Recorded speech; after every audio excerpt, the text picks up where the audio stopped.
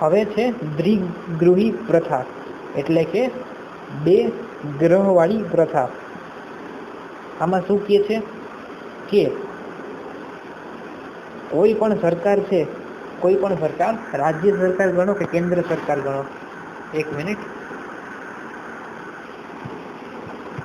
જો કોઈ પણ સરકાર છે, રાજ્ય સરકાર અથવા તો કે કેન્દ્ર સરકાર, આ લોકો પાસે હંમેશા 2 ગૃહની નિયમ બનાવવાની વ્યવસ્થા હોવી જ પડે. કેન્દ્ર સરકારના 2 ગૃહ ક્યાં ક્યાં છે? તો કે એક રાજ્યસભા અને બીજું છે લોકસભા.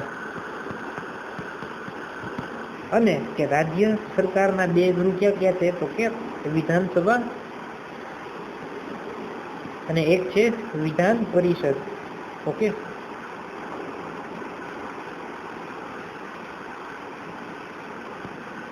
હવે જો જે લોકસભા છે ને, લોકસભાના જેટલા પણ મેમ્બર અથવા કે લોકસભાના જેટલા પણ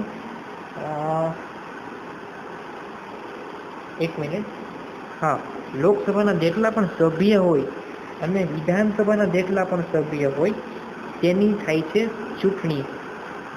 ઓકે, યાદ રાખજો, લોકસભા અને વિધાનસભાના જેટલા પણ સભ્યો હોય, જેટલા પણ સાંસદ હોય, જેટલા MLA હોય, જેટલા MP હોય, કેના તો કે વિધાનસભા અને લોકસભાના, એની થાય છે ચૂંટણી. તો તે ચૂંટણી વડે ચૂંટવામાં આવે છે.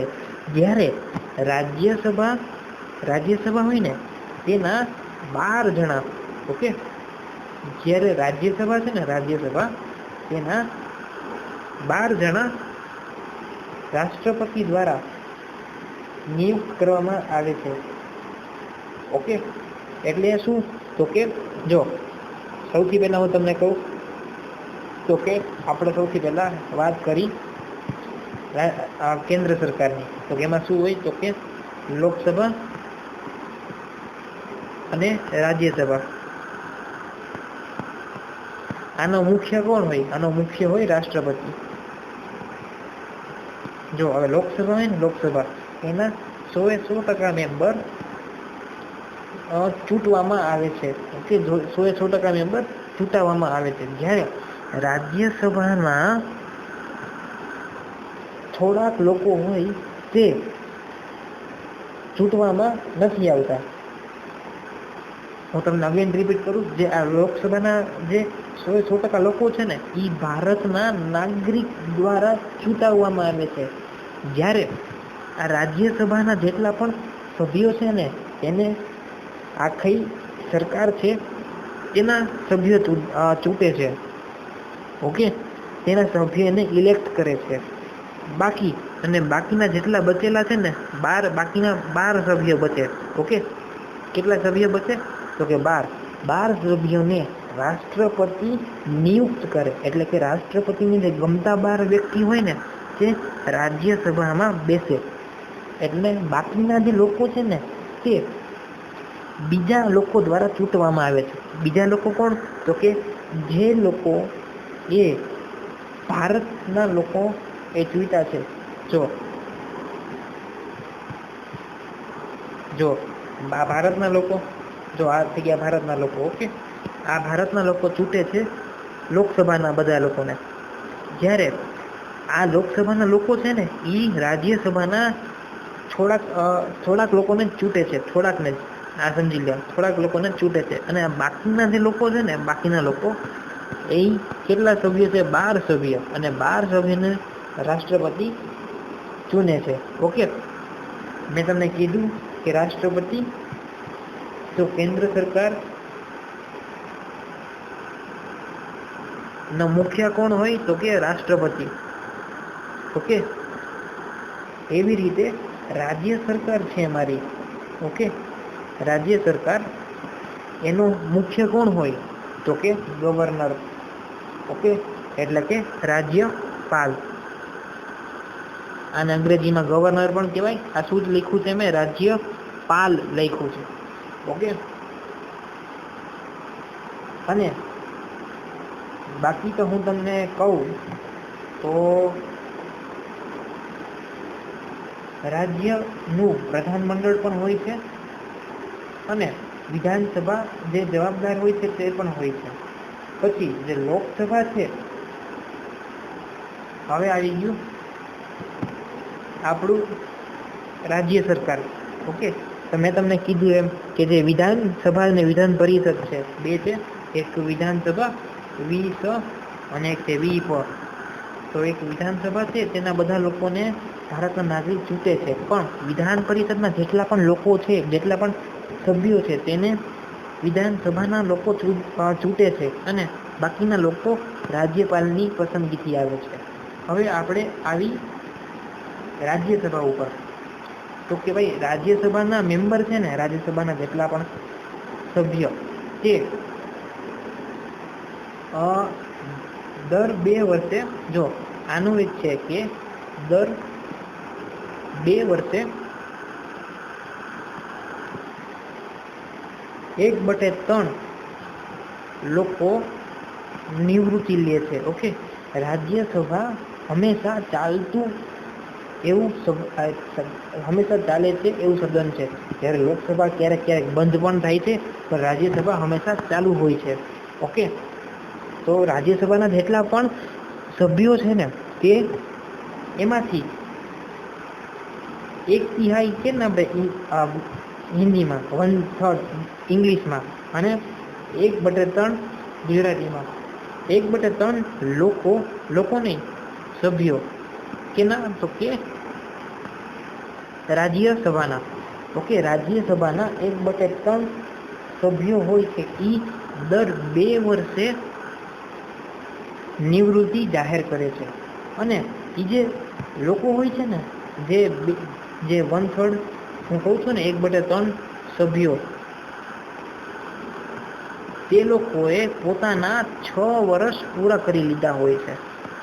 ઓકે, આ વસ્તુ યાદ રાખજો. ને તમને શું કીધું કે રાજ્યસભાના જેટલા પણ સભ્યો છે તેમાંથી 1/3 સભ્યો દર 2 વર્ષે નિવૃત્તિ લે છે. અને જેટલા પણ જે નિવૃત્તિ લે છે ને એટલે તે બધા સભ્યોએ પોતાના 6 વર્ષ રાજ્યસભામાં પૂરા કરી દીધા હોય છે. ઓકે, આ થોડુંક કન્ફ્યુઝિંગ લાગે પણ સાચું છે, સત્ય છે. ઓકે, અને હજી એક વાત યાદ રાખજો કે રાજ્યસભાનું વિસર્જન થતું નથી અને લોકસભાનું વિસર્જન થઈ શકે છે. ઓકે, તો વિસર્જન એટલે શું? વિસર્જન એટલે આપણે જે ગણપતિ બાપાનું કરીને એવી રીતે રાજ્યસભાનું વિસર્જન થાય, એટલે કે લોકસભાનું વિસર્જન થાય, એટલે કે લોકસભાના જે સેશન હોય એ બંધ થઈ જાય.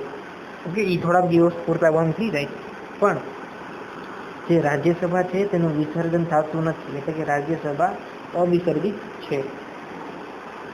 ઓકે, હું આશા કરું છું કે તમને જે દ્વિગૃહી પ્રથા છે એ ખબર પડી ગઈ છે. ઓકે, અને તમારું, મેં તમને કીધું એમ, આ વિડીયો પૂરો થાય ત્યારે આ તમે PDF વાંચી લેજો, જેથી કરીને તમને વધારે ખબર પડે. હવે છે શું, તો કે સ્વતંત્ર, નિષ્પક્ષ અને એકીકૃત ન્યાયતંત્ર. ઓકે, શું છે, તો કે સ્વતંત્ર, એક મિનિટ,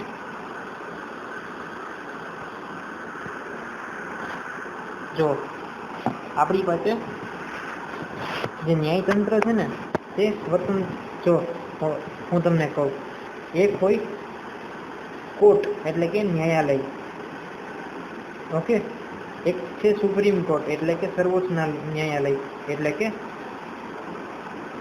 સર્વોચ્ચ અદાલત.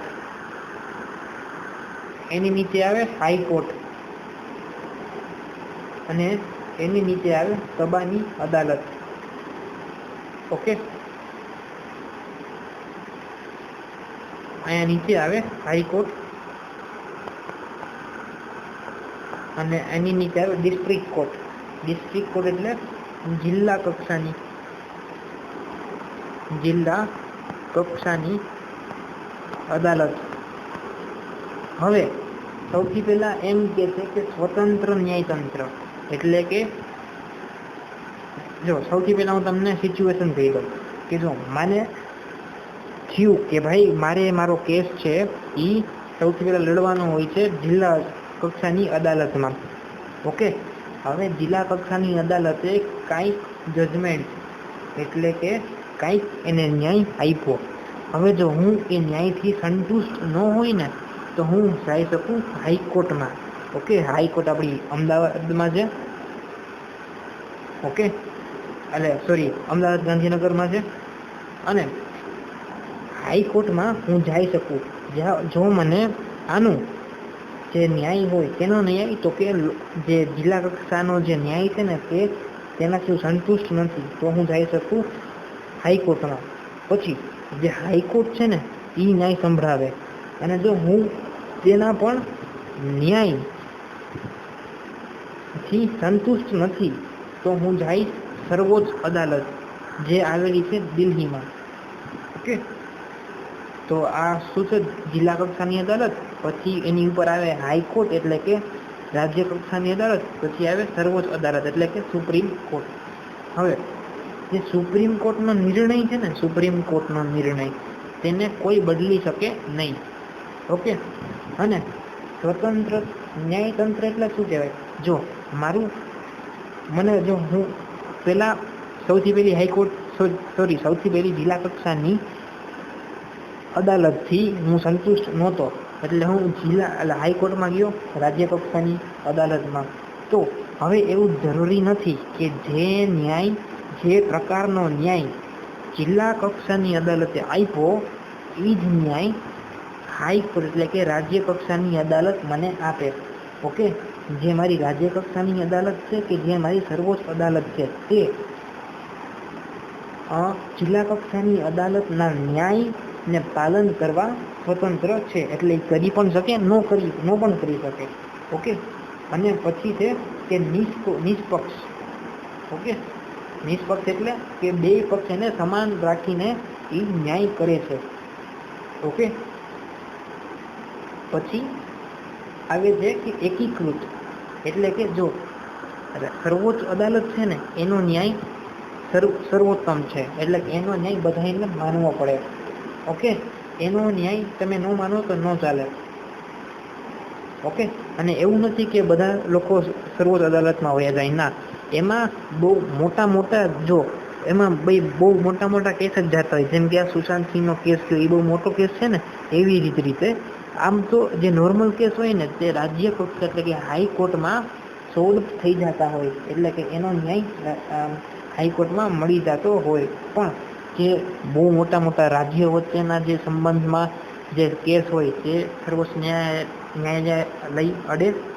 પછી જે પણ કાંઈ બહુ મોટા કેસ કેમ કે સુશાંત સિંહના થઈ ગયા એવી રીતના જે બહુ મોટા કેસ હોય ને તે જ સર્વોચ્ચ અદાલત લડે. બાકી તો કામ હાઈકોર્ટમાં જ પૂરું થઈ જાય. અને જે હાઈકોર્ટનો જે ન્યાય છે ને તે જિલ્લા કક્ષાની અદાલતને માનવો જરૂરી છે. ત્યારે સર્વોચ્ચ અદાલતનો જે ન્યાય છે ને તે બંને એટલે કે હાઈકોર્ટ અને જિલ્લા કક્ષાની અદાલત બંનેને માનવો પડે. ઓકે, આઈ હોપ તમને બધાને ખબર પડી હશે. ઓકે, ચાલો 1 મિનિટ.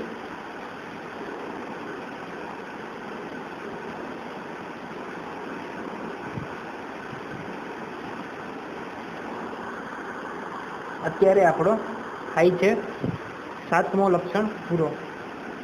ઓકે, હવે આપણે આવી 8મા લક્ષણ ઉપર.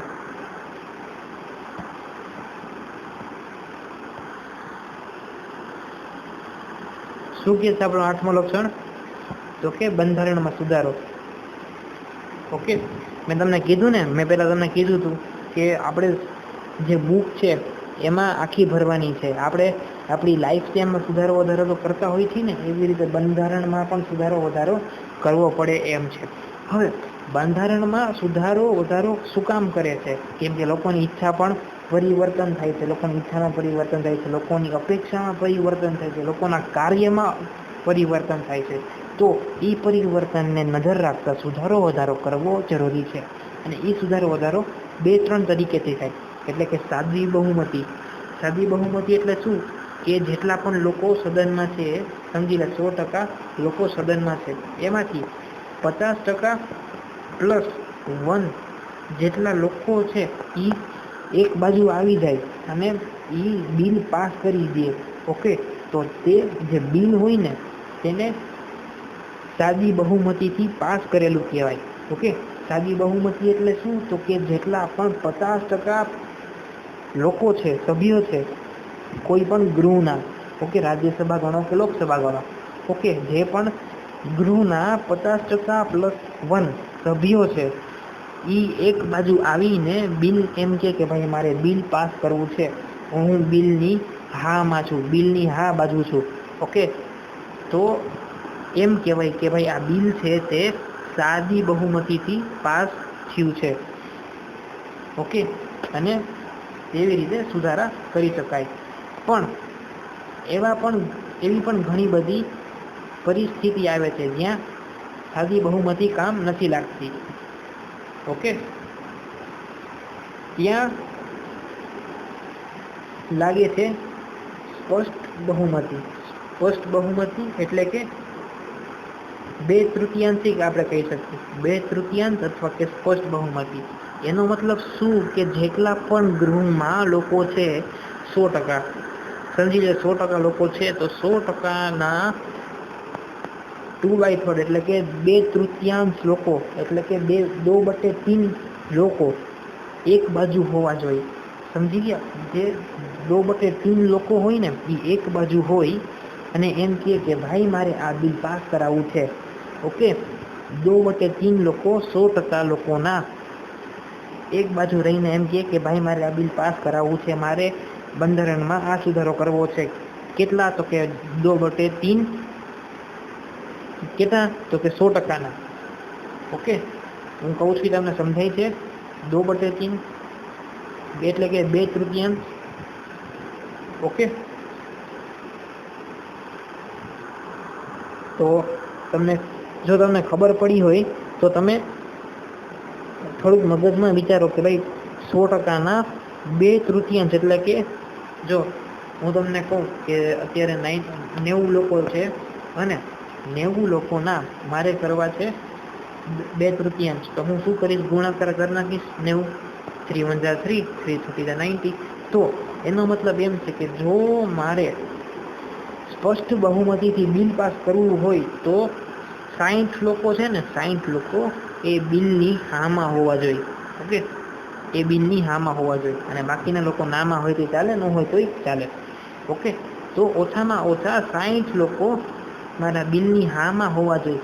તો હું કહી શકું કે મારું જે બિલ છે તે સ્પષ્ટ બહુમતીથી પાસ થયું છે અને મારા બંધારણમાં સ્પષ્ટ બહુમતીથી ફેરફાર થયો છે. ઓકે, અને આ મેં તમને ખાલી એક ઉદાહરણ આપ્યું. આપણે મેઇન શું યાદ રાખવાનું છે? 2/3. 2/3 એટલે કે શું? જેટલા પણ લોકો છે ને તેનો નંબર ગુણ્યા 2/3 કરી નાખવાનો. અહીંયા શું છે કે જેટલા પણ લોકો ઉપસ્થિત છે તેનો આંકડો ગુણ્યા 2/3. આટલા મેમ્બર છે તે એક બાજુ થઈ જઈને એમ કે ભાઈ મારે આ બિલ પાસ કરવું છે, ત્યારે એને કહેવાય કે ભાઈ આ બિલ છે તે સ્પષ્ટ બહુમતીથી પાસ થયું છે. ઓકે, ચાલો આપણે સ્પષ્ટ બહુમતી થઈ ગઈ, સ્પષ્ટ બહુમતી આપણી થઈ ગઈ, સાદી બહુમતી આપણી થઈ ગઈ. ઓકે, હવે આવે છે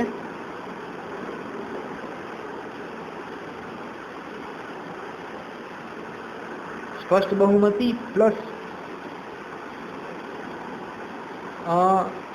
સ્પષ્ટ બહુમતી પણ આવે છે. જો હું તમને શીખવાડું આ કે આને કેમ મૂકેલું. જો હવે એવી પણ પરિસ્થિતિ આવે જ્યારે આપણે સ્પષ્ટ બહુમતીનો ઉપયોગ પણ કરવાનો હોય, પણ સમજી લો જ્યારે બિલ પાસ થઈ ગયું ને, જ્યારે બિલ પાસ થઈ જાય ક્યારે? કે ગૃહમાંથી, કોઈ પણ કેન્દ્ર સરકારના ગૃહમાંથી પછી એવી પણ પરિસ્થિતિ આવે જ્યારે કેન્દ્ર સરકારને રાજ્ય સરકારને પૂછવું પડે. ઓકે, કેન્દ્ર સરકારને રાજ્ય સરકારને પૂછવું પડે કે ભાઈ આ બિલ હું પાસ કરું કે ન કરું. ઓકે, એટલે કે રાજ્ય સરકારની વિધાનસભાનો ગૃહ છે, વિધાન પરિષદનો ગૃહ છે, ત્યાં આ બિલ લઈ જવામાં આવે.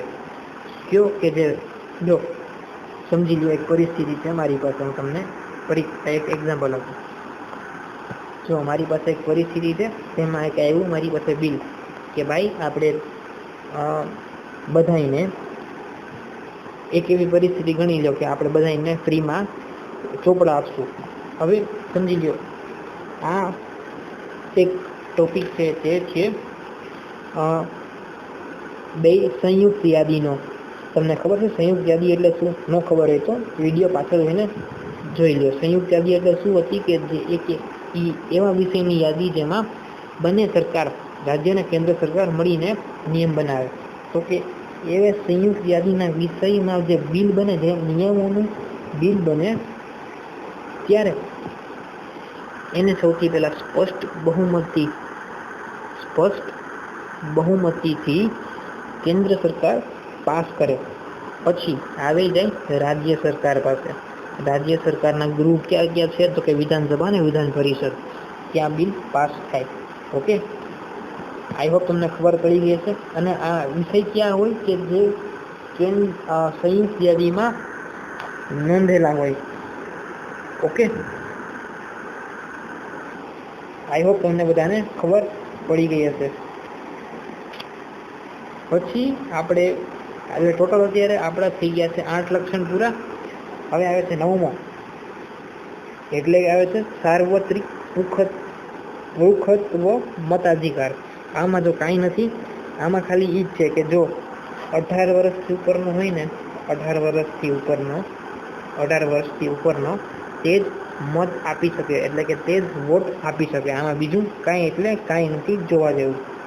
અને આ તમારે વાંચવું છે તો તમે વાંચી શકો છો. જો હવે 11મું આવે છે ધર્મ નિરપેક્ષતા, એટલે કે બિન સાંપ્રદાયિકતા.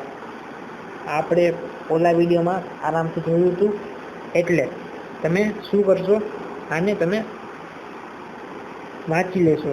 અને જો ન સમજમાં આવે ને તો આની પહેલાંનો જે વિડીયો હતો ને તે જોડજો. કેમ કે મેં આમાં ધર્મ નિરપેક્ષતા, જે 40 સેકન્ડ 42મું બંધારણનો જે સુધારો કરવામાં આવ્યો હતો, મેં તમને બધું કીધું હતું. ઓકે, ધર્મ નિરપેક્ષતા હજી એક શું હતું યાદ કરો?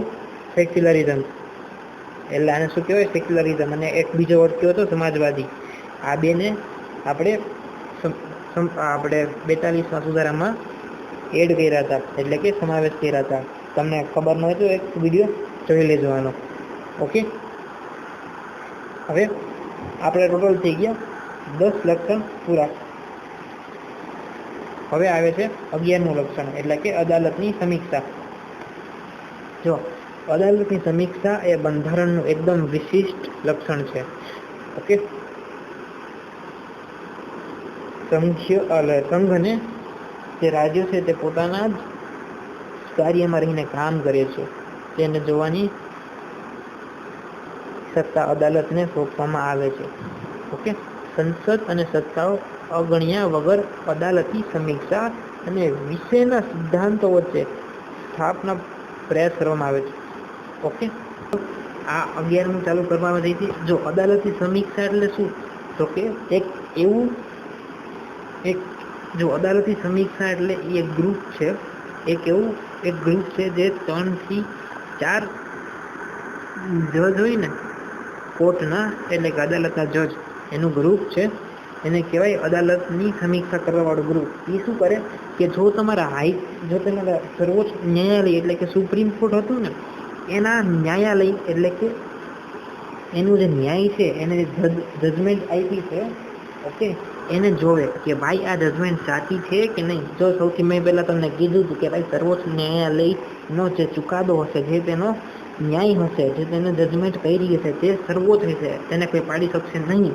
પણ બહુ વધારે ઇમ્પોર્ટન્ટ કેસ હોય ને, ત્યારે આપણા પિક્ચરમાં આવે છે અદાલતી સમીક્ષાનું ગ્રુપ.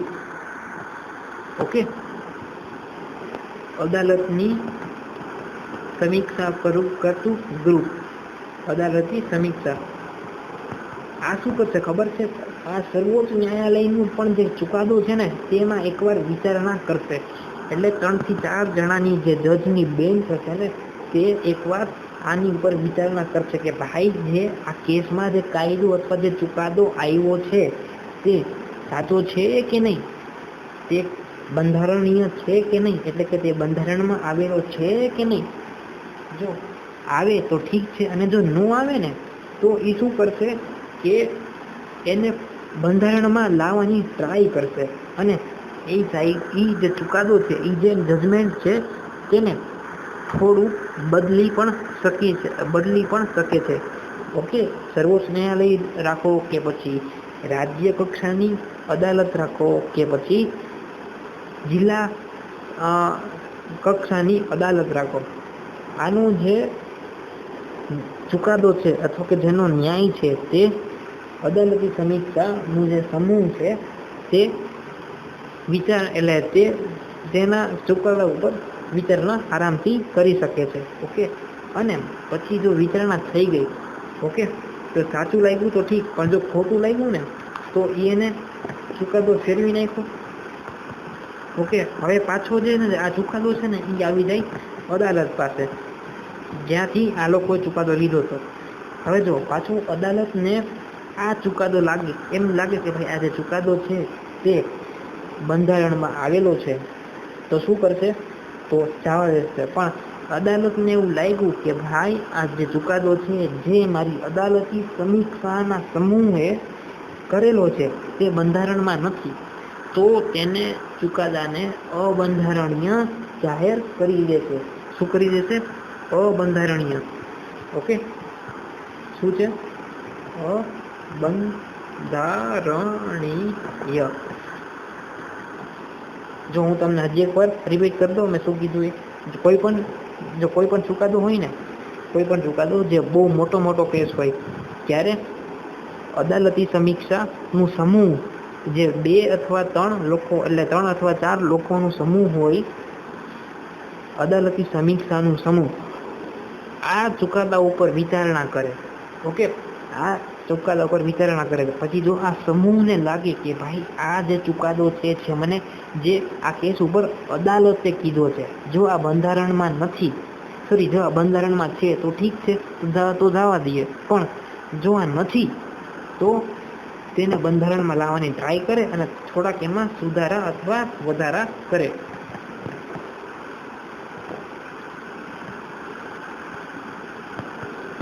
ઓકે, થયું. પછી આ સુધારા વધારા થયેલો ચુકાદો પાછી અદાલતમાં જાય. ઓકે, પાછું છે એ અદાલતમાં જાય.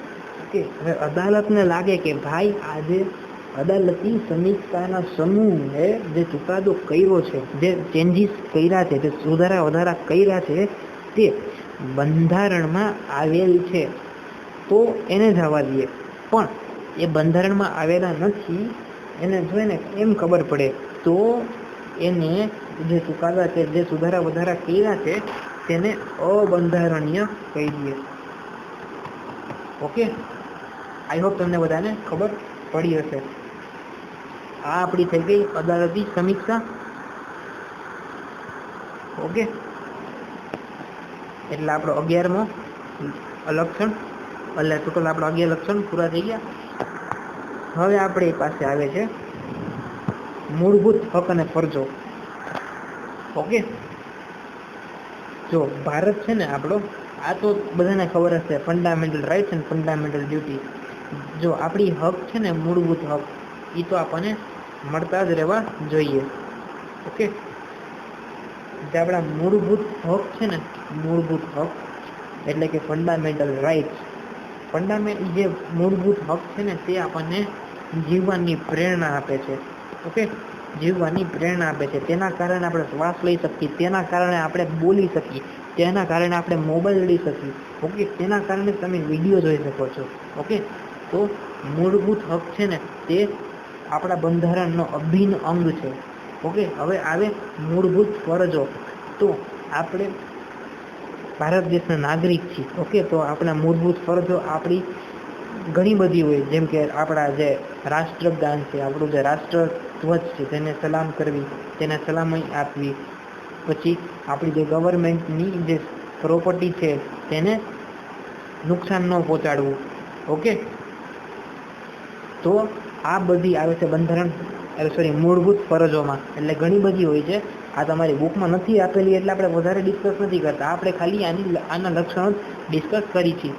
ઓકે, હવે જો આપણી પાસે આપણું મૂળભૂત હક હોય ને, આપણી પાસે જો આપણું મૂળભૂત હક હોય ને, તો આપણે શું કરી શકીએ? એક મિનિટ.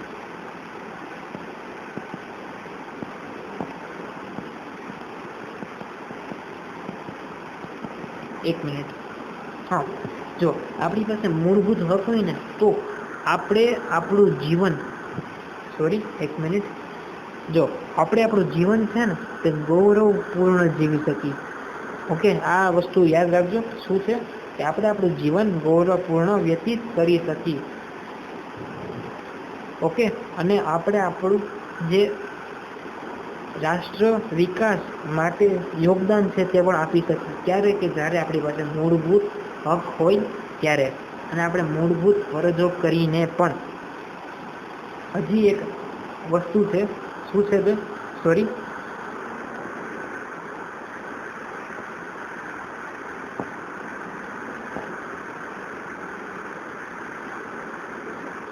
હજી એક વસ્તુ શું છે આપણી પાસે? તો કે બંધારણીય ઇલાજ. ઓકે, બંધારણીય ઇલાજ એટલે શું? તો કે આજે આપણું જે મૂળભૂત હક હોય ને, કોઈ આપણી પાસેથી મૂળભૂત હક આપણી પાસેથી લેવાની ટ્રાય કરે, તો આપણી પાસે બંધારણીય ઇલાજ હોય છે, જેની મદદથી આપણે આ મૂળભૂત હક હોય ને એ આપણે પાછા લઈ શકીએ. ઓકે, એ આપણે પાછા લઈ શકીએ. તો મૂળભૂત ઇલાજ છે એ પણ નિયમો છે, અને આપણા મૂળભૂત હક છે એ પણ નિયમો છે. પણ જો કોઈ વ્યક્તિ આપણા મૂળભૂત હકને આપણી પાસેથી લેવાની ટ્રાય કરે, તો આપણી પાસે બંધારણીય ઇલાજ છે. ઓકે, જેની સાથેથી જેની હેલ્પથી આપણે મૂળભૂત હક લઈ શકીએ. ઓકે, જેમાં અત્યારે જે મૂળભૂત હક છે ને, તેમાં 14 વર્ષ સુધીના જે બાળકનું ભણતર છે તે કમ્પલસરી કરવામાં આવ્યું છે, અને તે બંધારણીય ઇલાજ ની અંતર્ગત કરવામાં આવેલું છે. ઓકે, આઈ હોપ તમને બધાને આની પણ ખબર પડી હશે. ચાલો, હવે આવે છે છેલ્લી બે. આપણે આ છેલ્લી બે કરી અને વિડીયોને થોવી દેશું. શું કે છે કે રાજ્યનીતિની માર્ગદર્શક સિદ્ધાંતો.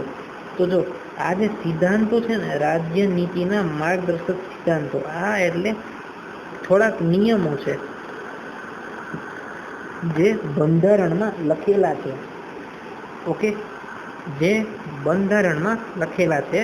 અને આ નિયમ એમ કહે છે કે જો આ નિયમ કોના માટે છે? સૌથી પહેલા તો કે રાજ્ય સરકાર માટે જ છે, કેન્દ્ર સરકાર માટે નથી. સૌથી પહેલા એમ કહે છે કે જો રાજ્ય સરકાર આ નિયમોનું પાલન કરે ને તો સારું થશે. એટલે કે તો જે સ્થિતિ છે તે સારી બની રહેશે.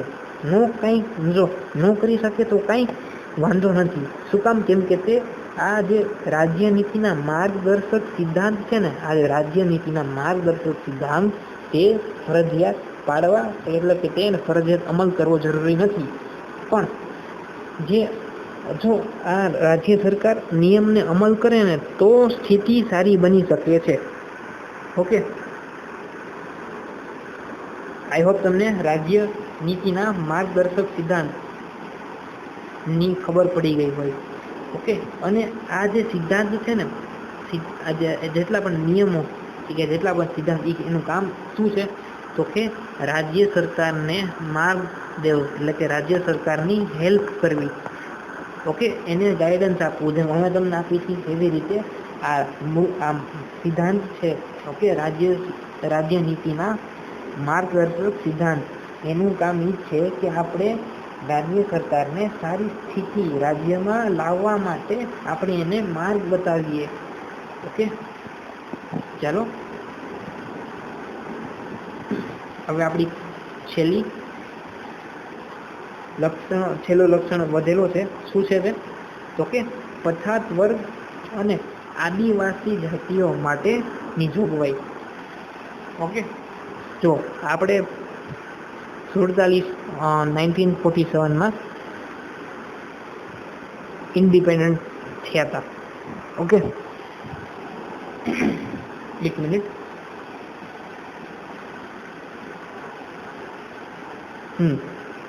તો આપણે છે ને 1947માં ઇન્ડિપેન્ડન્ટ થયા હતા. ત્યારે ઘણા એવા વર્ગ હતા જે પછાત થઈ ગયા હતા, જે એવા વર્ગ હતા એટલે કે જે ડેવલપ નહોતા થયા, અને ઘણી એવી પણ આદિજાતિઓ છે, આદિવાસીની જાતિ, ઓકે, જે હજી પછાત છે. તો આપણને ભગવદ્ ગીતા અથવા કે કુરાન શરીફમાં શું કીધું છે કે બધાને સાથે લઈને ચાલવું.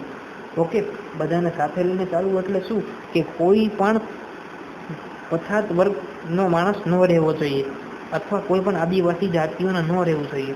તો એનો મતલબ એમ છે કે રાજ્ય સરકાર અને કેન્દ્ર સરકાર એને આ લોકો એટલે કેન્દ્ર સરકાર અને રાજ્ય સરકારે એવું ઘણા બધા પગલાં લીધા છે જેથી કરીને પછાત વર્ગ અને આદિજાતિઓ છે, એટલે કે જે SC/ST ગણી લ્યો, પછી OBC ગણી લ્યો, કે પછી EWSમાં જેટલા પણ લોકો આવતા હોય તેના માટે ઘણા બધા પગલાં લીધા છે, જેથી કરીને આ લોકો હોય તે પણ પોતાની જે સ્થિતિ છે, તો પોતાની પરિસ્થિતિ છે તેને સુધારી શકે. ઓકે, સમજાઈ ગયું? અને આ પગલાં કેવા છે? તો કે આમાં આ લોકોએ રાખી દીધું છે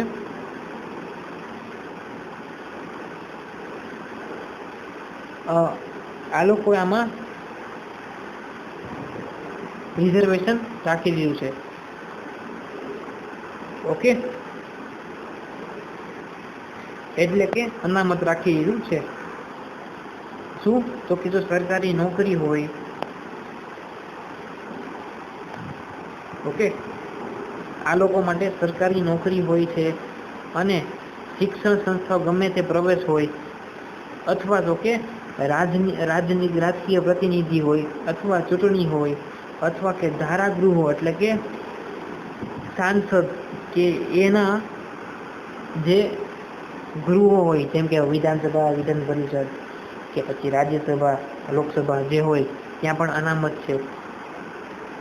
કાં તો પછી શિષ્યવૃત્તિ આપવામાં આવે છે, કાં તો પછી નોકરી પણ આપવામાં આવે છે. કોને? તો કે પછાત વર્ગ અને આદિજાતિઓને. ઓકે, ખબર પડી આ લોકોએ શું પગલાં લીધા છે? સૌથી પહેલા તો અનામત આપે છે, અને બીજું શું આપે છે?